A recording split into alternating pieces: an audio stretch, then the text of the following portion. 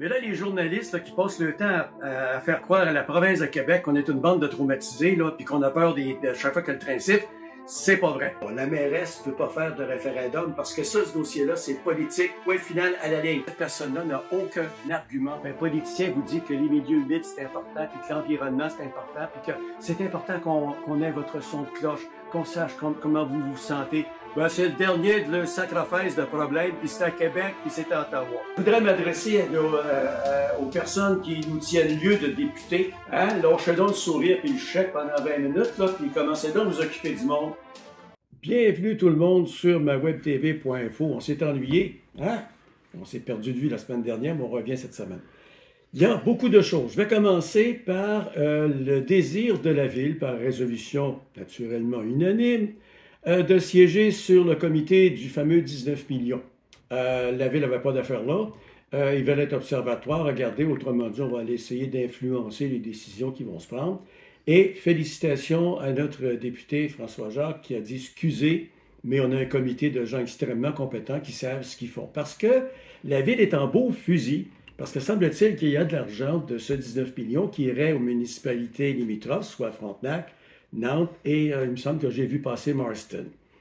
Là, à l'annonce de cette résolution, le maire de Nantes a piqué une crise, et je le comprends, parce que Nantes est aussi impacté pratiquement que Frontenac si on parle de taxes, si on parle de développement de la municipalité. Entre autres, dans le cas de Nantes, il y a un développement domiciliaire complet qui ne verrait, au conditionnel, ne verrait pas le jour avec la voie de contournement.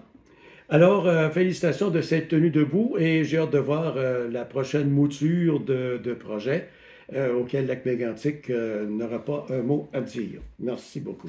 D'ailleurs, cette ville-là, ces administrations-là, depuis quelques décennies, ont pris une habitude de faire cavalier seul, de dire on va faire ça, puis vous allez suivre, vous n'aurez pas le choix. Et on s'est encrassé, je dirais le mot, dans cette façon de faire. Vous avez peut-être entendu parler de Baie des Sables pour les tarifs. Il y a un tarif pour les résidents, il y a un tarif pour les gens de l'extérieur. Ça, c'est normal, parce que beaucoup de municipalités fonctionnent de cette façon-là. Mais ici, on complique les affaires encore un petit peu plus.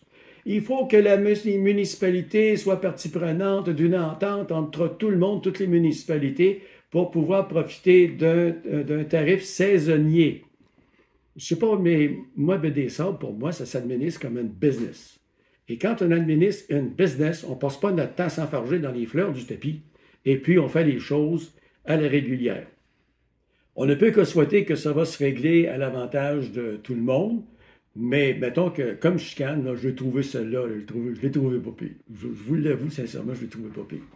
Et il y a d'autres dossiers où la Ville, vraiment, n'a jamais écouté personne, pensait à réinventer la Ville. Hein? La Ville, ils sont partis avec les gars de Montréal, là, qui ont dit on va faire ça de même, on va faire des pôles commerciaux à grandeur de la Ville, alors qu'on aurait pu faire un gros pôle commercial avec un autre pôle commercial sur la rue Laval.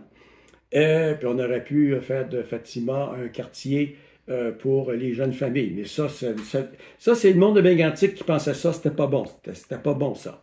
Et puis là, si je me rappelle bien, les premières esquisses de l'espace mémoire, ça ressemble pas du tout à une slab de ciment qui chauffe au soleil en plein été. Les touristes aiment bien la slab de ciment, mais nous autres, entre vous et moi, pour la boîte à bois, on aurait pu faire quelque chose de pas mal plus beau que ça. Bon. Autre sujet, chers amis. Je vous ai parlé de jugement il y a quelque temps. Je me suis fait assommer par du monde qui n'a pas de jugement. Par ceux qui ont du jugement ne m'ont pas envoyé de commentaires. Non, 2 m'ont envoyé. La plupart, ils disaient que je me mêlais de mes affaires. Bon, il n'y avait pas le jugement nécessaire pour juger de ce que je jugeais. Mais Pierre Poilievre, ça, c'est un politicien. C'est un politicien de droite comme ça, ces populistes-là. Moi, j'ai de la misère avec ça. Il a mis une publicité, vous avez dû la voir cette publicité-là, où là, il montrait des tomates, de la salade, des oranges, il y avait des choux, et les prix avaient explosé de ces aliments, et ça, c'était la faute de Justin Trudeau. Mais quand vous avez un minimum de jugement, mesdames et messieurs, vous regardez Poilievre, puis vous y rire en pleine face, parce que la montée des prix dans ces denrées-là, ça vient du fait qu'il y a eu 3 ouragans, back-to-back, excusez l'expression anglaise, en Floride. Là, les oranges vont coûter plus cher. On a eu un été pour les maraîchers qui a été épouvantable. C'est normal qu'il va y avoir moins de produits égale un prix plus élevé. Il vient d'en sortir une autre, la taxe carbone de Trudeau. Là, il vous montre le prix de l'essence à 2 $ et quelques, et là, lui arrive, et là, le prix de l'essence va descendre en bas d'une pièce et 10. Voyons donc, allez donc rire du monde, baptême. C'est pas lui qui décide du prix du pétrole en plus. Alors, écoutez, le Poilievre, ces publicités, là, hein, prenez-en puis laissez-en. C'est un populiste. Puis écoutez M. Gourde à la place, lui, au moins, il fait un bon show. J'ai eu une idée l'autre jour en pleine nuit. Ça m'arrive. Je me suis dit que Canard illimité n'a pas le droit de s'impliquer politiquement dans des dossiers. Et ça, c'est parfait. C'est excellent.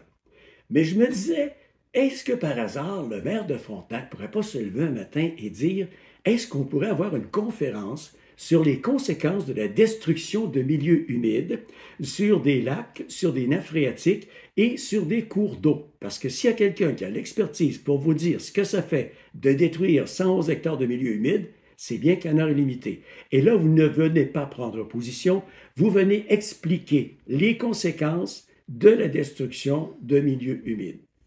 C'est pas compliqué. Et en plus, c'est votre expertise. Alors sur ce, on va se revoir la semaine prochaine, mais je me démange de vous parler de Donald Trump et d'autres gens du même calibre. La semaine prochaine, je vous reviens avec ça. Alors sur ce, partagez sur toutes vos plateformes.